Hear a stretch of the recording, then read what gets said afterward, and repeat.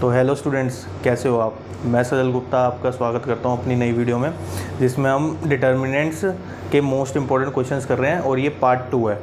ठीक है, आप ना वीडियो पूरी देखा करो और उसमें ना क्वेश्चन को पहले पॉज करके ना एक बारी खुद से ट्राई करा करो क्वेश्चंस। ठीक है, अब देखते हैं हम क्वेश्चन नंबर 13। ठीक है, पिछले पार्ट में हमने 12 तक करे थे, आज हम क्वेश्चन नंबर 13 देखते हैं पहले। तो इसमें लिखा कि sir if A is a skew symmetric matrix, है ना, of order 3, then the value of determinant A पूछ रहा है आपसे। ठीक है, तो देखो इस क्वेश्चन को एक बारी आप खुद से ट्राई करना। ठीक है, अब मैं इसको सॉल्व करता हूँ। सर उसने क्या दिया हुआ है, स्क्यू सिमेट्रिक मैट्रिक्स बताया हुआ है ए को। तो अगर ए जो है स्क्यू सिमेट्रिक मैट्रिक्स है, यानी सर उसका ट्रांसपोज मेरे पास किसके इक्वल होगा, -a के इक्वल होगा, है ना।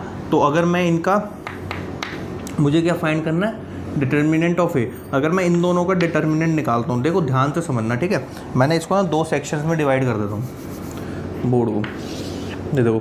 तो अगर मैं इन दोनों के डिटर्मिनेंट निकालूँ तो कुछ इस तरीके से होगा मेरे पास। ठीक है, अब मैं देखो इसके अंदर क्या लिख सकता हूँ सर, -1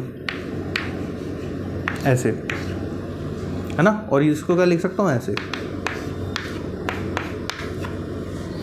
ठीक है, अब देखो आप जब आप ऑब्जर्व करोगे तो ये आपके पास कौन सी थ्योरम बन रही है, जो हमने पिछली वीडियो में करी थी थ्योरम, कौन सी वाली सर, के ए इज इक्वल्स टू के एन और ए। ठीक है, ये वाली हमने करी थी।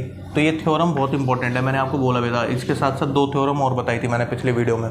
ठीक है, तो अब जब ये आप सॉल्व कर रहे हो तो इसके बाद क्या आएगा सर, ये के मान सकता हूँ मैं इसको, तो मैं ऐसे लिख सकता हूँ, देखो N A.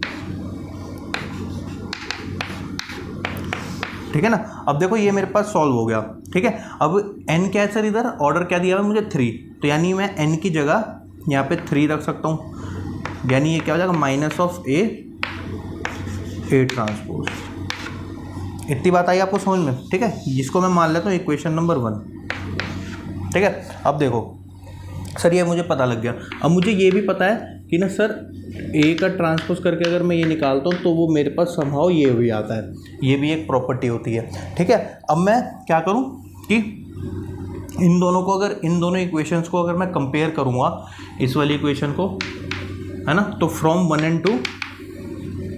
From equation 1 and 2 मुझे क्या मिलता है कि सर इसकी जगह मैं इन दोनों को रख सकता हूँ, यानी माइनस का a mod equals to a mod के इक्वल आ गया, यानी 0 equals to 2 determinant of a, यानी डिटर्मिनेंट ऑफ a की वैल्यू क्या आ गई, 0 आ गई। ये हो गया आपके पास कौन सा ऑप्शन, ऑप्शन नंबर डी।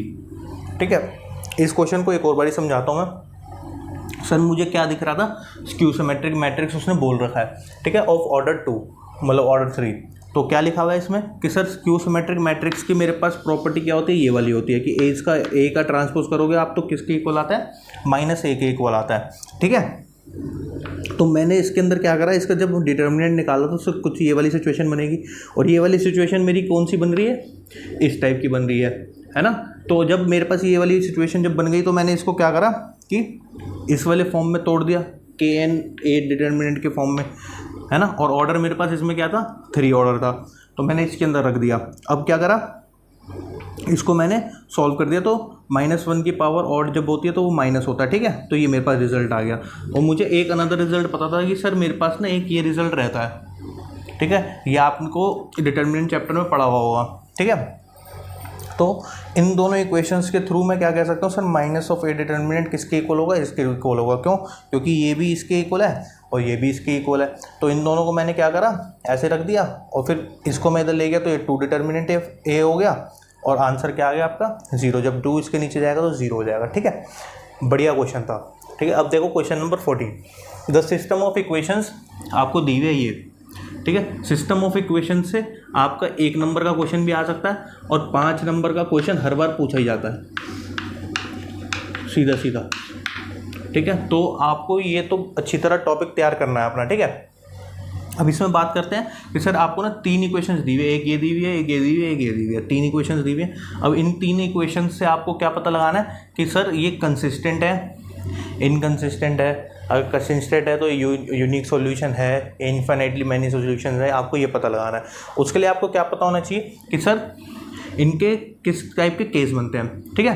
पहला केस क्या होता है, पहला केस होता है sir if A is non singular matrix, मतलब नॉन सिंगुलर का मतलब क्या है, अब आप इसका डिटर्मिनेंट निकालोगे तो वो नॉट इक्वल्स टू 0 आना चाहिए। तो उसमें क्या होता है कि सर उसका ना यूनिक सॉल्यूशन होता है और कंसिस्टेंट होता है। क्या होता है ये, कंसिस्टेंट और यूनिक सॉल्यूशन, ठीक है। केस 2 क्या होता है कि सर अगर determinant of A equals to 0 आ गया, ये लिखा हुआ है, ठीक है। तो इसमें हमें सबसे पहले क्या कैलकुलेट करना पड़ता है, हमें इसमें कैलकुलेट करना पड़ता है A adjoint of A into B हमें कैलकुलेट करना पड़ता है। अगर ये मेरे पास किसके इक्वल आ जाएगा, 0 मैट्रिक्स के इक्वल आ जाता है, तो इसमें हम क्या लिख देंगे सर, ये एक सिस्टम ऑफ इक्वेशंस इनकंसिस्टेंट है और इनफाइनाइटली मैनी सॉल्यूशंस होते हैं इसके, ठीक है। अगर इसका नॉट इक्वल्स टू 0 मैट्रिक्स आ जाए तो हम इसको कोई डिसाइड नहीं कर सकते कि सर ये इनकंसिस्टेंट है कंसिस्टेंट है इक्वेशन, और हम इसका ना तो इनफाइनाइटली मैनी सॉल्यूशन बता सकते और या तो नो सॉल्यूशन होगा इसका, ठीक है। तो सबसे पहले हमें क्या करना है, हमें इसका डिटर्मिनेंट फाइंड करना है। तो इसका जब मैं मैट्रिक्स बनाऊंगा, मैट्रिक्स कैसे बनाऊंगा सर, x की वैल्यू एक तरफ, y की वैल्यू एक तरफ और z की वैल्यू एक तरफ रखो। इसमें 2 3 5, ठीक है। y की वैल्यू क्या है, 1 -2 -3, ठीक है। z की वैल्यू क्या है सर, -3 2 और -1, ठीक है। अब आपको इसको कैलकुलेट करना है, उसको कैलकुलेट करोगे तो क्या आएगा सर, 2 + 2 + 6 -1, ठीक है। इसको छुपाओ क्या आएगा, -3 और माइनस का 10, ठीक है, और -3 इसको छुपाओ क्या आएगा, -9 और प्लस का 10। अब आप इसको सॉल्व करो, 8 दूनी 16, ठीक है, माइनस का 13 प्लस का 13 हो जाएगा ये, ठीक है। और इसमें क्या आएगा सर, माइनस का 3, यानी इसमें से 10 16 + 10 यानी क्या आ गया 26, which is not equals to 0। अब देखो 0 के इक्वल नहीं आया, यानी कंसिस्टेंट और हैविंग यूनिक सॉल्यूशन। अब कौन सा है sir, B option, system of equations consistent है और उनका एक यूनिक सॉल्यूशन है, ठीक है। आई बात समझ में। बहुत इंपॉर्टेंट क्वेश्चंस थे ये दोनों ही, वीआईपी आप कंसिडर कर सकते हो, वेरी इंपॉर्टेंट प्रॉब्लम, ठीक है। इनका आप स्क्रीनशॉट ले लो। तो अब ना क्वेश्चन नंबर 15 और क्वेश्चन नंबर 16 है, ठीक है। अब देखो आप क्वेश्चन नंबर 15 देखो ध्यान से, ठीक है। ये दोनों भी बहुत इंपॉर्टेंट क्वेश्चन है, ठीक है। अब इस वाली वीडियोस में ना ज़्यादातर इंपॉर्टेंट क्वेश्चन ही करवा रहा हूँ मैं, ठीक है। देखो बाकी आपको असाइनमेंट जब मिलेगा तो उसमें कुछ क्वेश्चन मैंने स्किप कर रखे हैं जो कि बाकी क्वेश्चन जो मैंने कराया उससे रिलेटेड ही है, ठीक है। आप उनको सॉल्व करना खुद से, ठीक है। अब देखो इसको, sir if A is a square matrix of order 3, 3 order का ये मैट्रिक्स है, और उसने क्या बोला है कि सर आपको डिटर्मिनेंट ऑफ ए 5 दिया हुआ है, उसका कह रहा है कि सर आप ना वैल्यू निकालो इसकी, ठीक है। पहले मैं इसको समझाता हूँ आपको थ्योरेटिकली, ठीक है, कि ये है क्या चीज़। देखो ध्यान से समझना आप, ठीक है।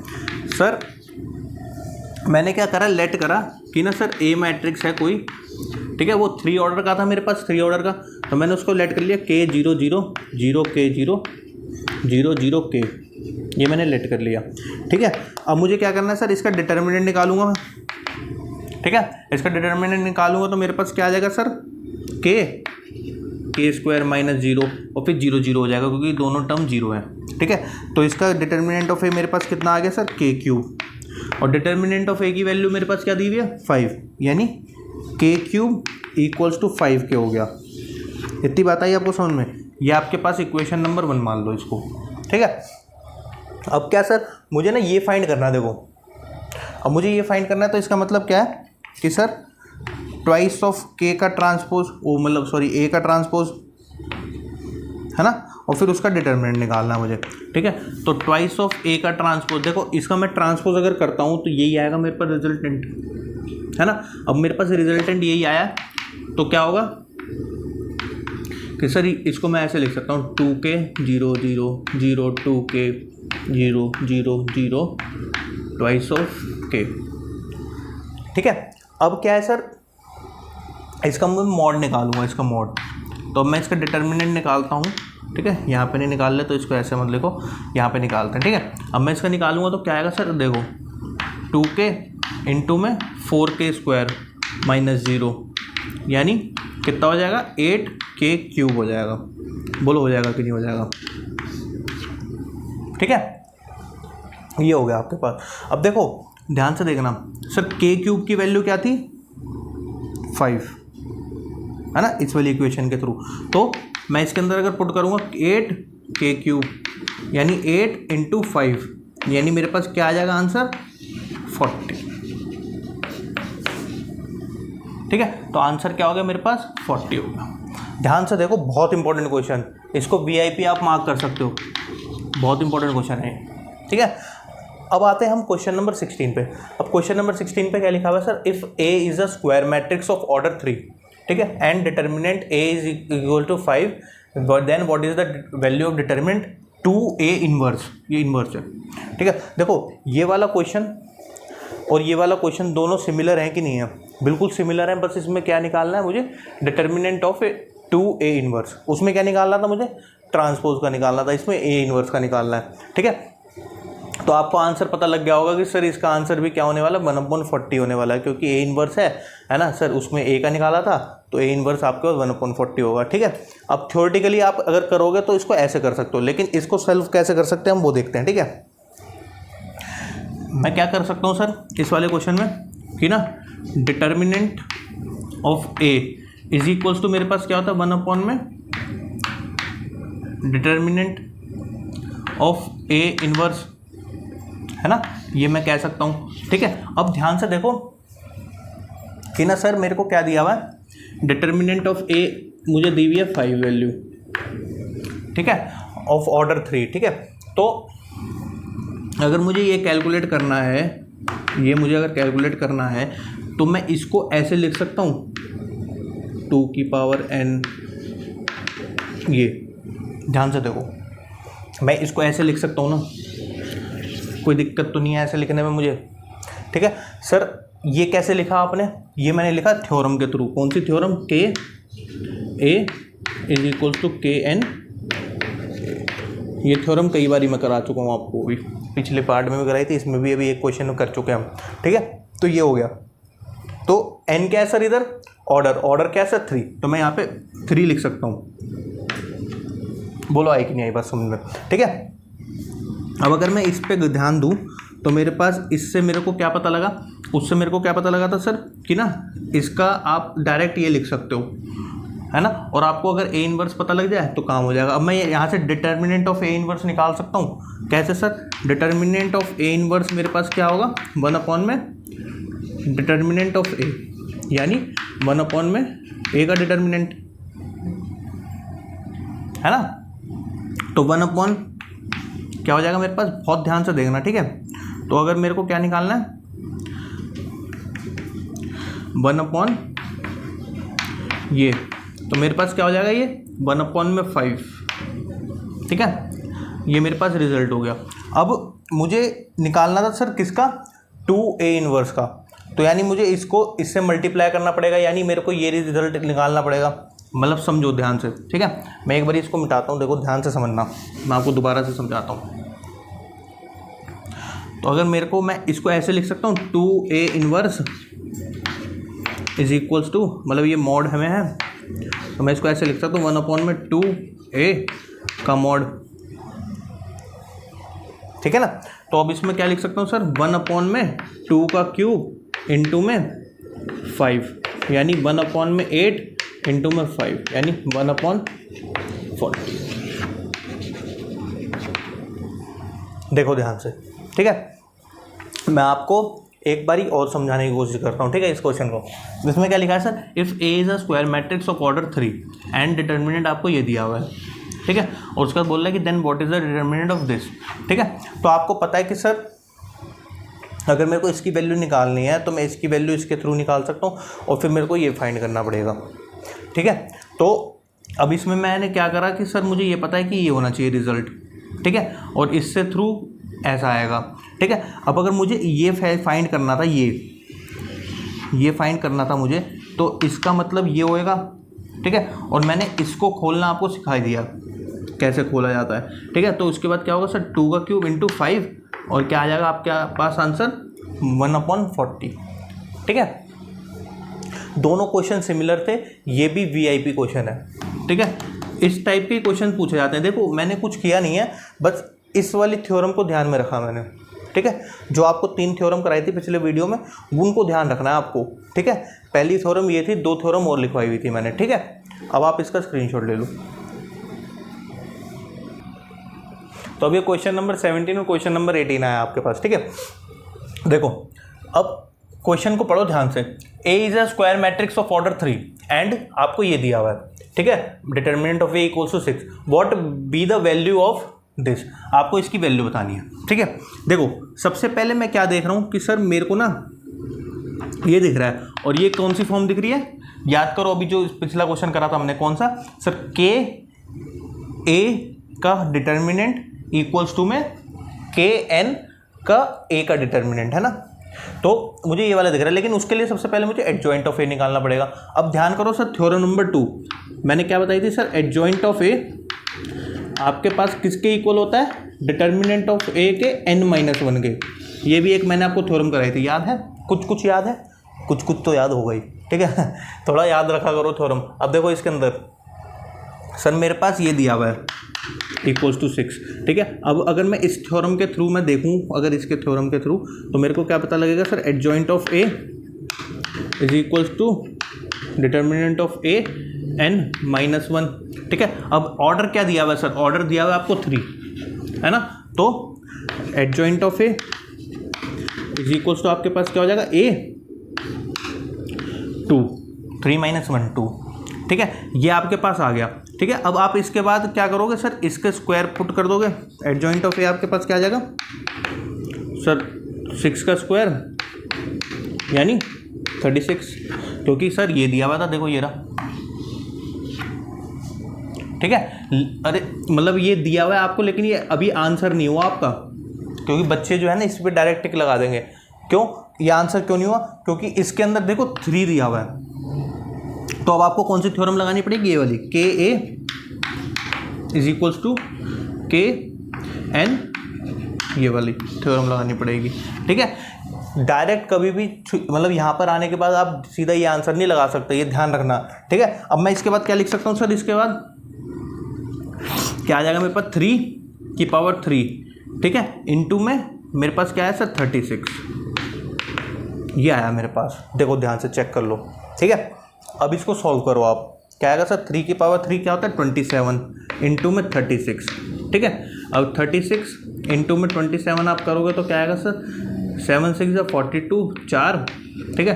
21 और 12 कितने होते हैं, 21 और 12 33 और 4 7 3, ठीक है।